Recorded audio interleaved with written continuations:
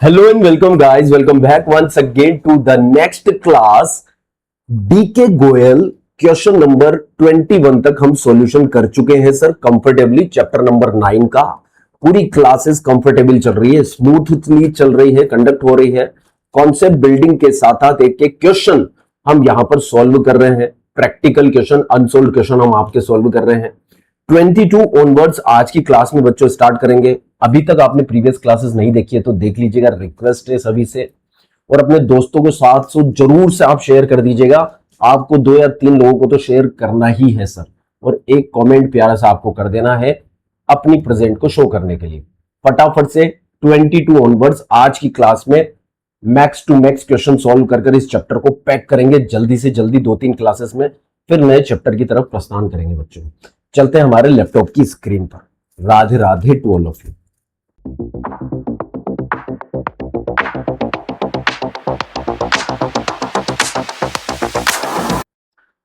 तो बच्चों question number 22, practical question number 22 आपको स्क्रीन पर दिखाई दे रहा है सर। ये रहा हमारा क्वेश्चन नंबर 22। जनरल एंट्री आपको करनी है फॉलोइंग ट्रांजैक्शंस की। Proprietor withdraw for private use, आप फॉर्मेट बना लीजिए मेरे प्यारे बच्चों। हम जनरल एंट्री करना स्टार्ट कर देते हैं। Proprietor withdraw for private use 50,000। मैं थोड़ा सा जल्दी जल्दी करूंगा क्योंकि कॉन्सेप्ट अब हम पूरे कवर कर चुके हैं। अब क्वेश्चंस को कंप्लीट करते हैं, ठीक है।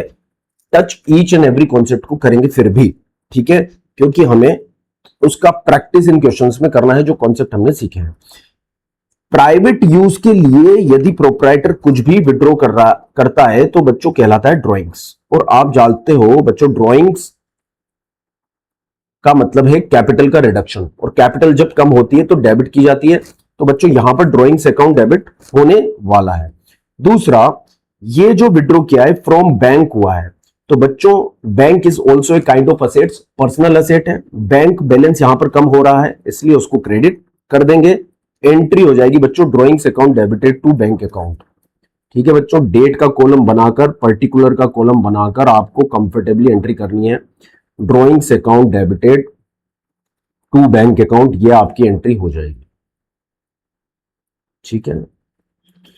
देखिए शुरू के क्वेश्चंस हमने फॉर्मेट में ही किए थे, हम अच्छे से फॉर्मेट सीख चुके हैं। अब हम प्रैक्टिस कर रहे हैं जल्दी से क्वेश्चंस को कंप्लीट करने की। आई बात समझ में? एग्जाम में फॉर्मेट में करना कंपलसरी है। तो drawings account debited to bank account, ये एंट्री हो जाएगी हमारी 50,000। ये आपको डेबिट कॉलम में लिखना है, 50,000 आपको क्रेडिट कॉलम में लिखना है। Being cash withdraw for personal use, being cash withdraw from bank, withdraw from bank for personal use, ठीक है सर। ये हमारी नरेशन हो गई। चलते हैं नेक्स्ट पर।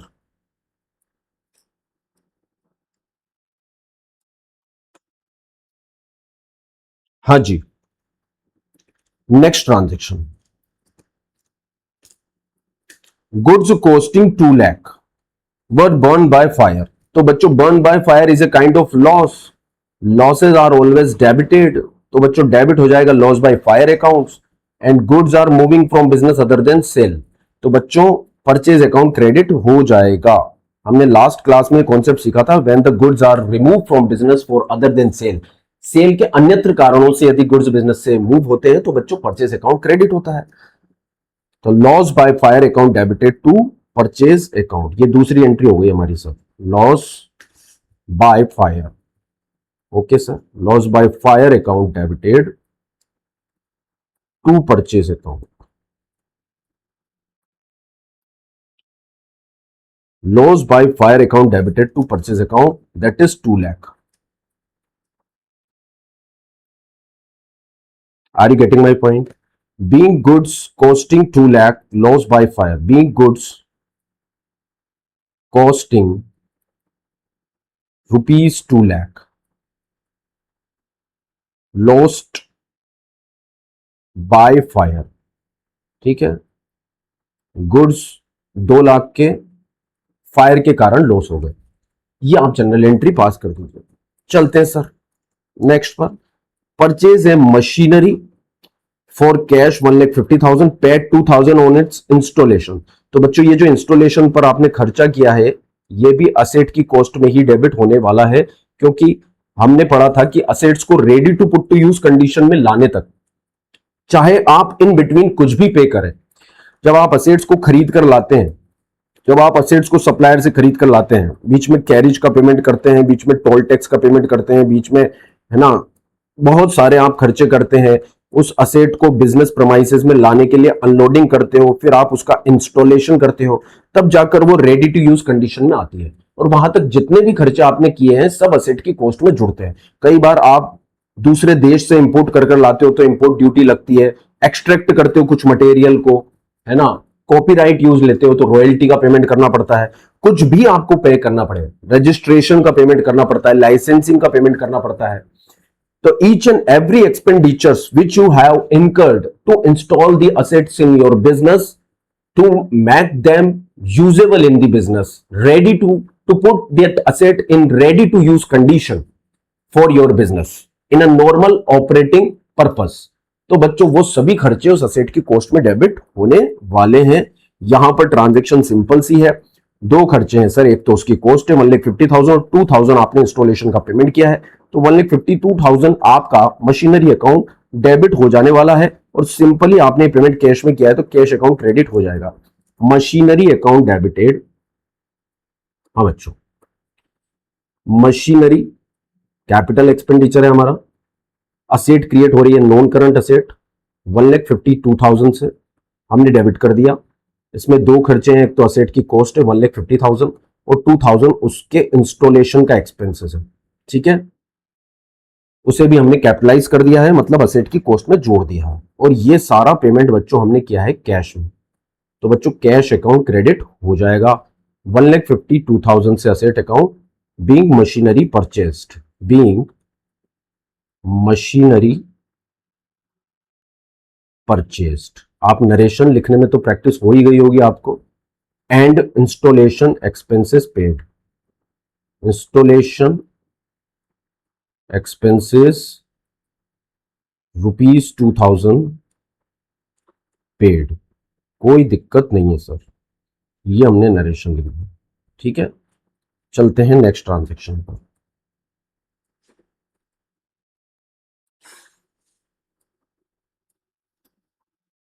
Next transaction, charge 5% depreciation on building costing ₹2 lakh and 8% depreciation on furniture costing 5,000।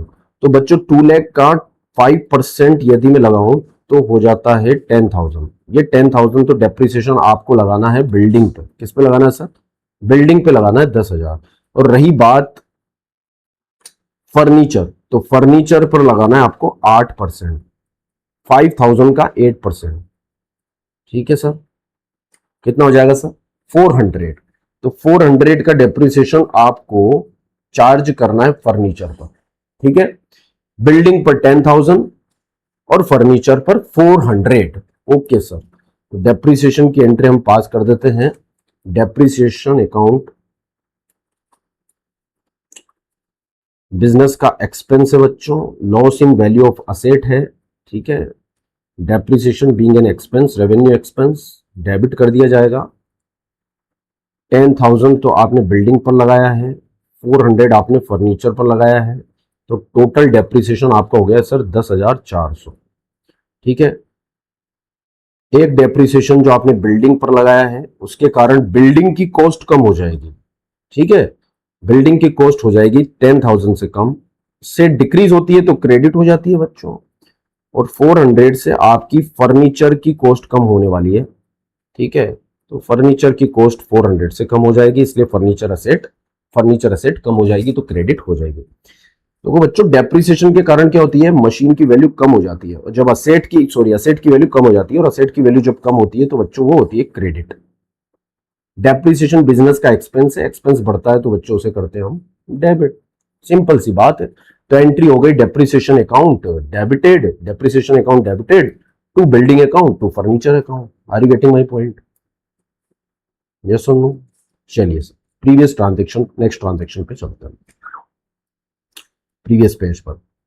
Prepaid salary, simple सा फंडा है, सैलरी जो हमने एडवांस में पे कर रखी है, पहले से ही जब आपने सैलरी का पेमेंट किया था तब सैलरी को आपने डेबिट कर दिया था, जो इस साल की नहीं है, तो एंट्री हो जाएगी sir prepaid salary account debited to salary. Prepaid salary debit इसलिए कर रहे हैं बच्चों क्योंकि यह है करंट असेट, ठीक है। Prepaid salary account debited to salary account, ठीक है। 10,000 प्रीपेड सैलरी आपकी करंट असेट है और असेट बढ़ती है तब डेबिट हम कर देते हैं। यहां पर हमने सैलरी एक्सपेंसेस को कम किया है, एक्सपेंसेस जब कम होते हैं तब क्रेडिट किए जाते हैं।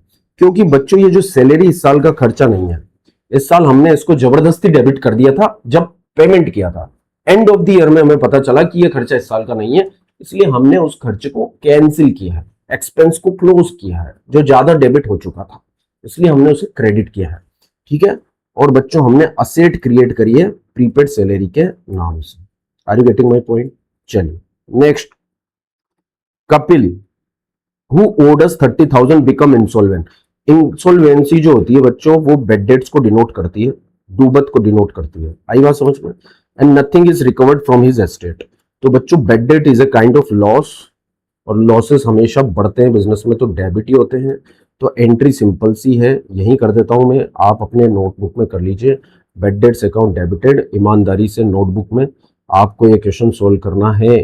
आई बात समझ में? जो ईमानदारी से क्लासेस रेगुलर क्लासेस की तरह पढ़ेगा उसको फायदा होगा, ठीक है। और कपिल जो हमारे डेटर हैं, क्या है बच्चों, हमारे डेटर थे, ठीक है। इनका बैलेंस क्या था हमारी बुक्स में? डेबिट था, असेट थी ये। अब चूंकि ये डूब चुके हैं इंसॉल्वेंट होने के कारण, तो हमें इस असेट को करना पड़ेगा क्लोज। क्या करना पड़ेगा? क्लोज।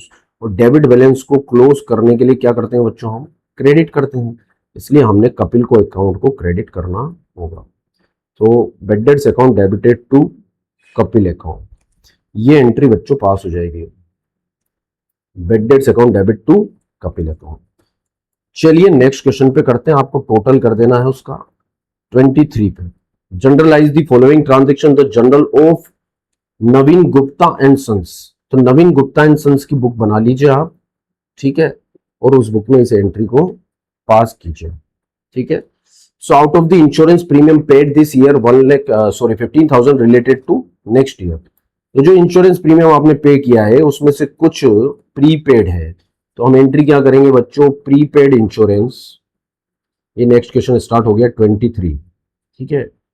प्रीपेड इंश्योरेंस बिजनेस का एक्सपेंस है, सॉरी असेट है, करंट असेट है, जो आपने इंश्योरेंस इसी साल पे कर दिया, नेक्स्ट ईयर का था। तो paid this year, benefit will come next year, इसलिए करंट असेट है, डेबिट कर दिया जाएगा 15,000 से। तो ये 15,000 से करंट असेट को डेबिट कर दिया, और एक्सेस एक्सपेंस जो हमने पे कर दिया था बच्चों उसे हम कैंसिल कर देंगे, और कैंसिल करके बच्चों क्रेडिट कर देंगे insurance premium, so that net expense जो इस साल का है उतना ही डेबिट बचे, ठीक है। एक्सेस जो हम डेबिट कर चुके हैं उसे कैंसिल कर क्रेडिट कर देंगे, बीइंग प्रीपेड इंश्योरेंस रिकॉर्डेड। तो बच्चों प्रीपेड आपको रिकॉर्ड करना आता है, बहुत अच्छे से आ गया सर। चलिए, credit purchase from Ram and company 50,000, cash discount will be received at 5% on the payment of bill within 10 days. देखिए, यदि आप 10 दिन के अंदर पेमेंट कर देते हो जो आपने परचेज किया है तो आपको 5% डिस्काउंट मिल जाएगा।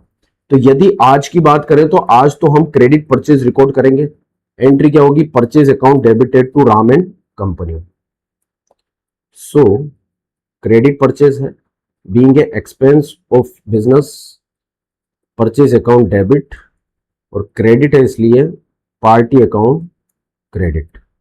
ये हमारा क्रेडिटर है जिसे हमें पैसा देना बाकी है 50,000। तो बच्चों परचेज डेबिट कर दिया, और 50,000 से राम एंड कंपनी को हमने क्रेडिट कर दिया, क्योंकि हमारी लाइबिलिटी बढ़ गई है ना।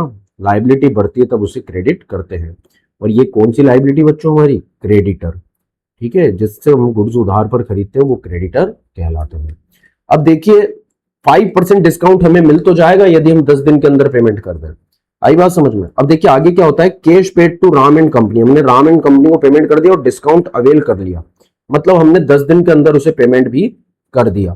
कितना पेमेंट कर रहे हैं सर हम? डिस्काउंट अवेल करने के लिए ये बोल रहे 50,000 का आपने पेमेंट कर दिया और डिस्काउंट ले लिया, तो डिस्काउंट 5% कितना मिल जाएगा सर? 2500 का डिस्काउंट हमें मिल जाएगा। ये हमारी इनकम है, इनकम बढ़ती है तो उसे क्रेडिट करते हैं। ठीक है, राम एंड कंपनी को हम पेमेंट कर रहे हैं तो राम एंड कंपनी का अकाउंट क्लोज कर दिया जाएगा। ये थर्ड ट्रांजेक्शन हम रिकॉर्ड कर रहे हैं। राम एंड कंपनी हमारी लाइबिलिटी था। ठीक है, लाइबिलिटी का पेमेंट यदि हम कर रहे हैं तो उसे हम क्लोज कर देंगे। ठीक है, लाइबिलिटी बड़ी थी तब डेबिट किया था बच्चों, क्रेडिट किया था। अब लाइबिलिटी क्लोज हो रही है, क्लोज होती है तब डेबिट करते हैं। सिंपल सा फंडा है। तो राम एंड कंपनी को 50,000 से क्लोज कर डेबिट कर दिया बच्चों, और इसका हमने पेमेंट कर दिया। पेमेंट चेक से किया, कैसे किया? पेमेंट सर हमने कैश किया, ये देखिए कैश पेड किया हमने। ठीक है, तो यहां पर हम पेमेंट कर देने वाले हैं कैश, और बच्चों हमें डिस्काउंट मिल जाएगा। ठीक है, डिस्काउंट मिल जाएगा हमें, ये लो, to discount received.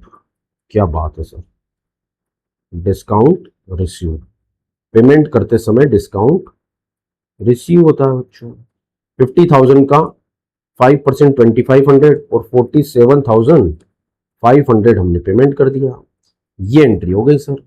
Ram account debited, Ram account debited 50,000 to cash 45,000, 47,500 to discount receive 2500। बहुत सिंपल है, आसान है बच्चों। चलिए नेक्स्ट क्वेश्चन पे चलते हैं। बोल रहे हैं paid income tax 20,000 by cheque. तो बेटा इनकम टैक्स होता है पर्सनल एक्सपेंस। ठीक है, और पर्सनल पर्पस के लिए यदि आप खर्चा बिजनेस से कर रहे हो तो वो कहलाता है ड्रॉइंग्स।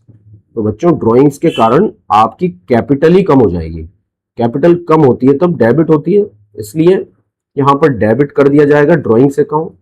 और ये पेमेंट आप इनकम टैक्स का कर रहे हो चेक से, तो टू बैंक अकाउंट। और जब भी चेक आप किसी पेमेंट के लिए इशू करते हो बच्चों, तो बैंक अकाउंट को क्रेडिट कर दिया जाता है। So 20,000 to bank being income tax paid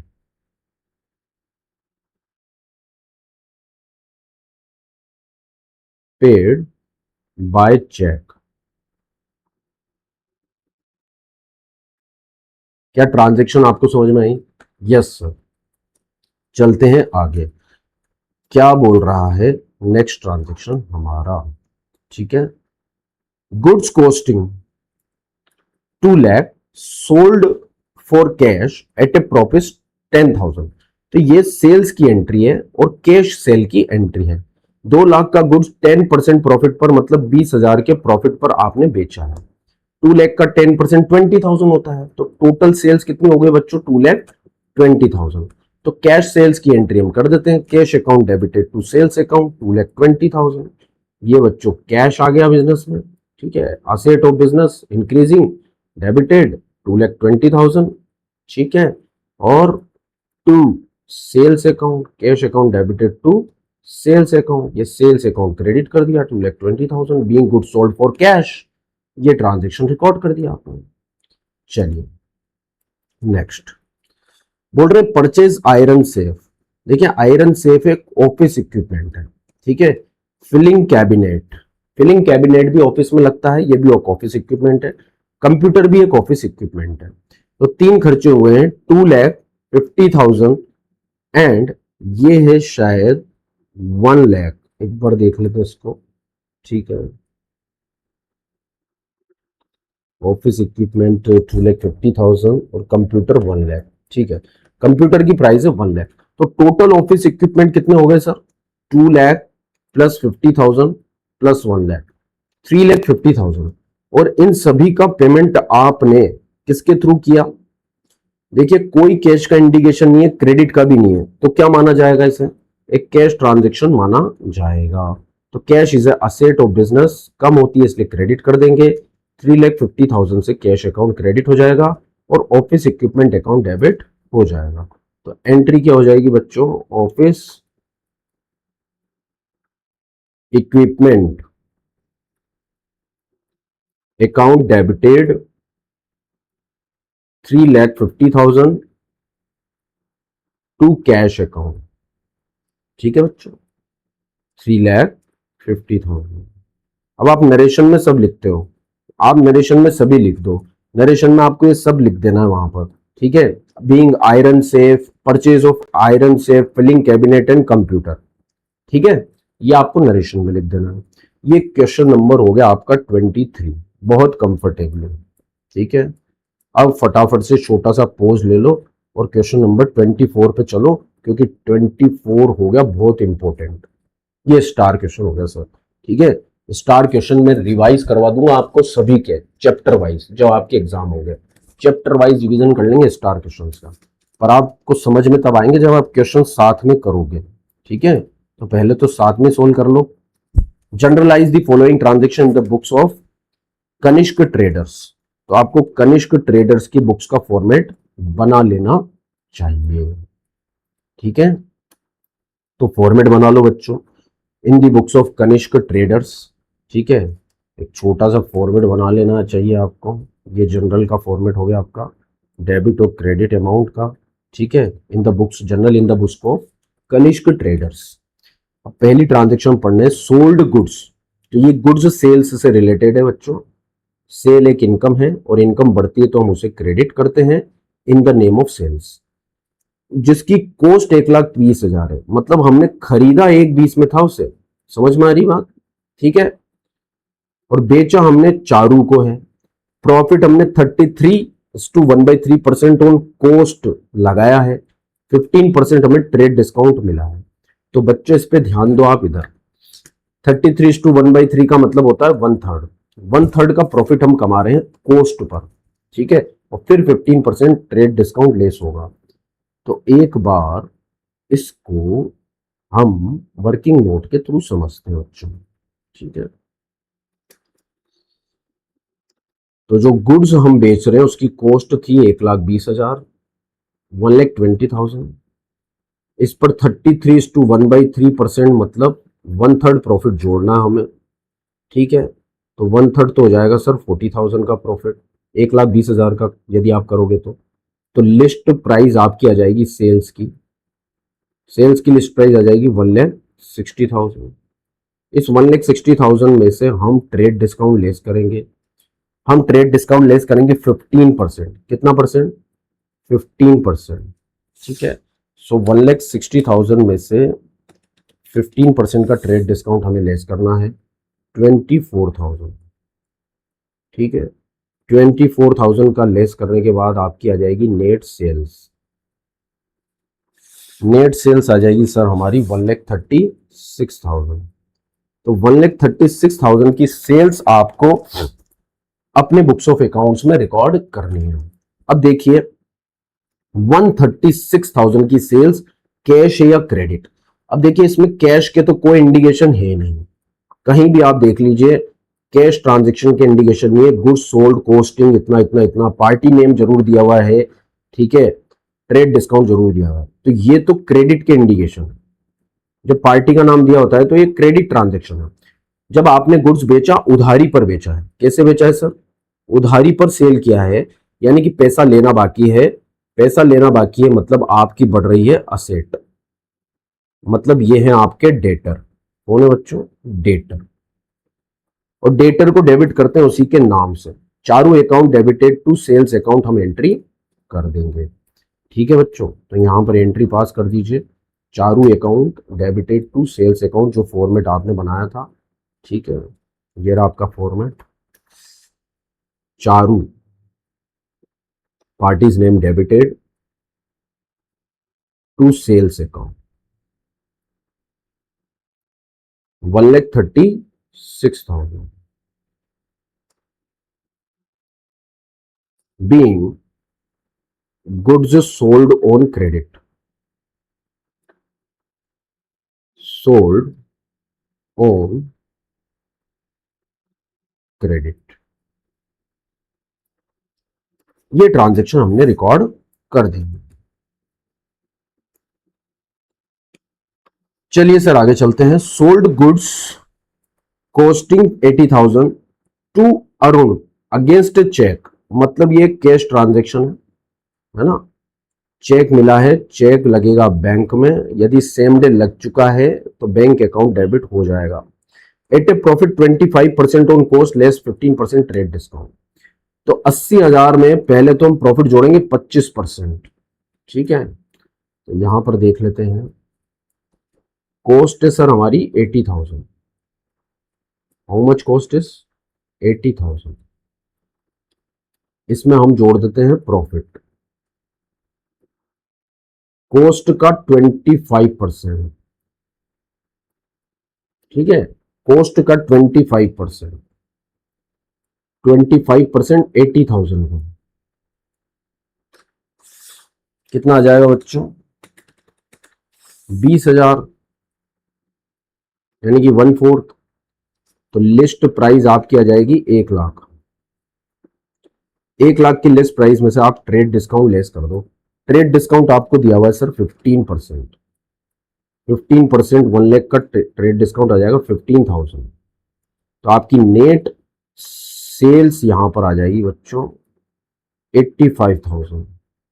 और ये 85,000 आपको मिला है चेक के थ्रू, तो बैंक अकाउंट भी डेबिट हो जाएगा 85,000 से, और सेल्स अकाउंट क्रेडिट हो जाएगा 85,000 से। कोई दिक्कत नहीं है सर। तो पैसा चेक के थ्रू मिल चुका है, इसलिए बच्चों बैंक अकाउंट डेबिटेड 85,000, और सेल्स हम रिकॉर्ड कर देंगे being goods sold credited 85,000। Being goods sold on for cheque for cash, being goods sold for cash. ठीक है, बेचा तो आपने कैश ही है। Yes sir. Next transaction, payment made by cheque 8,400 insurance premium का for 12 month starting from 1 August. Financial year close आपका यहां हो जाता है। अब देखिए 8,500 का जो इंश्योरेंस प्रीमियम 1 अगस्त से 12 महीने के लिए आपने पे किया है, तो इसके लिए पहले थोड़ा सा आप ध्यान दो, इधर समझने पर। 1 अगस्त से लेकर आपका पेमेंट हुआ है। ठीक है, थोड़ा सा ध्यान देना। मान लीजिए ये आपका अकाउंटिंग ईयर है 1 अप्रैल। ठीक है, अकाउंटिंग ईयर दिया है क्या? हाँ सर, 2022। ठीक है, 1 अप्रैल 2022 ये अकाउंटिंग ईयर है। 31 मार्च 2023 को ये खत्म हो जाएगा।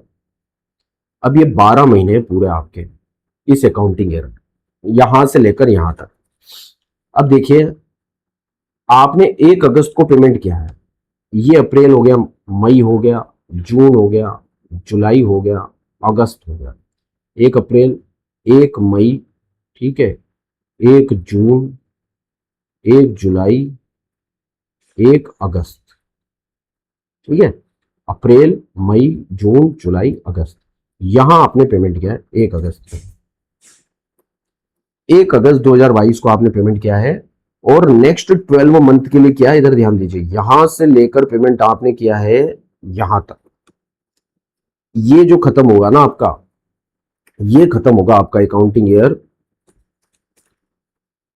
31 जुलाई 2023 को। मतलब इन 12 मंथ का आपने पेमेंट कर दिया, पर आपका अकाउंटिंग ईयर तो क्लोज यही हो गया। तो आप तो रिकॉर्डिंग खर्चे की यहां से यहां तक करोगे, ये सुन लो। पर जब आपने पेमेंट किया ना बच्चों, तो पेमेंट तो आपने पूरे 12 महीने का कर दिया था, और यहां पर एंट्री पेमेंट के समय 8,400 आपने कर दी होगी, और खर्चा आपने रिकॉर्ड कर दिया होगा insurance premium account debit to bank, यहां आपने एंट्री करी होगी। ठीक है, इंश्योरेंस, यहां जब आपने पेमेंट किया होगा तब आपने इंश्योरेंस प्रीमियम को being a expense of business, ठीक है, डेबिट किया होगा 8,400 से।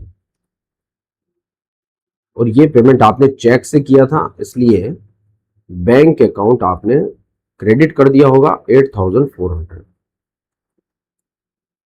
ये तो आपने पेमेंट के समय एंट्री करी थी, पर आपको ये रीड करना बहुत जरूरी है कि हमने पेमेंट कब किया था, 1 अगस्त को, 12 महीने के लिए। कहने का मतलब यहां से लेकर यहां तक 31 जुलाई 2023 तक का पेमेंट कर दिया आपने इस जगह, इस पॉइंट पर। आपका जब अकाउंटिंग ईयर क्लोज हुआ, रीड करना सिचुएशन को। आपका अकाउंटिंग ईयर क्लोज हुआ है यहां पर, ये यहां पर। तो बच्चों यहां पर हमें एक एडजस्टमेंट एंट्री पास करनी पड़ेगी, और वो भी एक्रूअल प्रिंसिपल के कारण। ये एडजस्टमेंट एंट्री पास करनी पड़ेगी एक्रूअल प्रिंसिपल के कारण। एक्रूअल प्रिंसिपल ये कहता है कि जो खर्चा इस साल का है उतना ही रिकॉर्ड करो, जो खर्चा इस साल का नहीं है वो रिकॉर्ड मत करो।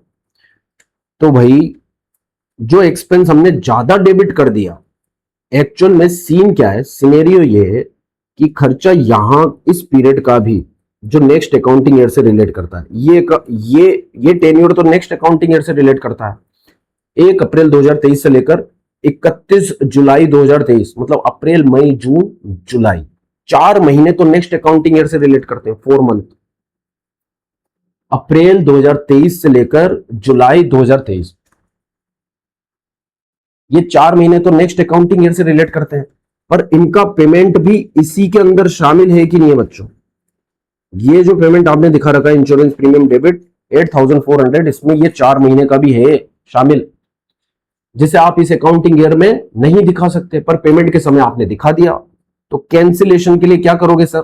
4 महीने का जो भी खर्चा बनता है 8400, यदि हमने पेमेंट किया है 12 मंथ का, उसमें से 4 मंथ का जो भी बनता है 8400 को आप 1/3 कर दीजिए, 2800, ये नेक्स्ट अकाउंटिंग ईयर में डेबिट होना चाहिए। एक्रूअल प्रिंसिपल ऐसा कहता है। ये 2800 आप अगले साल डेबिट करना, क्योंकि अगले साल का खर्चा है। तो आपने जो ये 8400 है इसमें डेबिट कर रखा है इसे, तो आपको क्या करना चाहिए? उसे कैंसिल कर देना चाहिए। अब कैंसिल करने के लिए क्या करते हैं हम? एंड ऑफ द ईयर में 31 मार्च 23 को एक एडजस्टमेंट एंट्री पास करते हैं। अब वो एडजस्टमेंट एंट्री इसीलिए पास की जाती है एक्रूअल प्रिंसिपल के कारण। वो कहती है कि जो खर्चा इस साल का है, इर्रेस्पेक्टिव ऑफ द फैक्ट कि आपने उसका पेमेंट किया या नहीं, या एडवांस में पेमेंट ही क्यों ना कर दिया हो, आप उसे ही डेबिट रहने दीजिए। तो जितना खर्चा हमने नेक्स्ट अकाउंटिंग ईयर का इसी अकाउंटिंग ईयर में डेबिट कर रखा है, उसे हम कैंसिल करके क्रेडिट कर देंगे 2800 से। ये खर्चा हमने क्रेडिट कर दिया, आई बात समझ में? और प्रीपेड इंश्योरेंस करंट असेट्स के रूप में हम डेबिट कर देंगे। Prepaid insurance account debited 2800। Are you getting my point? ये एंट्री पास हो जाएगी। पहली एंट्री तो होगी इंश्योरेंस प्रीमियम अकाउंट डेबिट। ये एंट्री कहां पर हुई? देखो, रिवाइज करो बच्चों। सिचुएशन ये है, 1 अप्रैल 2022 से लेकर आपका अकाउंटिंग ईयर 31 मार्च 2023 को खत्म हो जाता है, पर आपने 1 अगस्त 2022 को ही इंश्योरेंस का खर्चा पे किया, वो भी नेक्स्ट 12 मंथ के लिए, यानी कि 31 जुलाई 2023 तक का।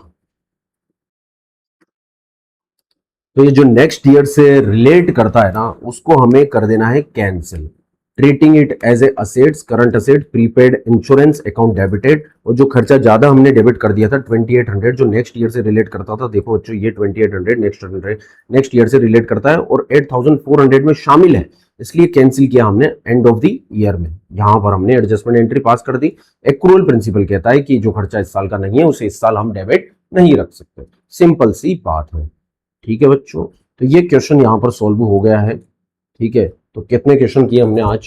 22, 23, 24, ये 3 क्वेश्चन हमने कर लिए हैं आज की क्लास में। Rest of the questions next class में हम करेंगे। मोस्ट प्रोबेबली 2 क्लासेस में हम जनरल एंट्री को पूरी तरह से फिनिश कर देंगे और फिर नए चैप्टर में हम प्रस्थान करेंगे बच्चों। If you do not yet subscribe, then please do subscribe, press the bell icon so that all the questions notifications will come to you on time। मिलते हैं नेक्स्ट वीडियो में, तब तक के लिए see you, take care, bye bye, Radhe Radhe.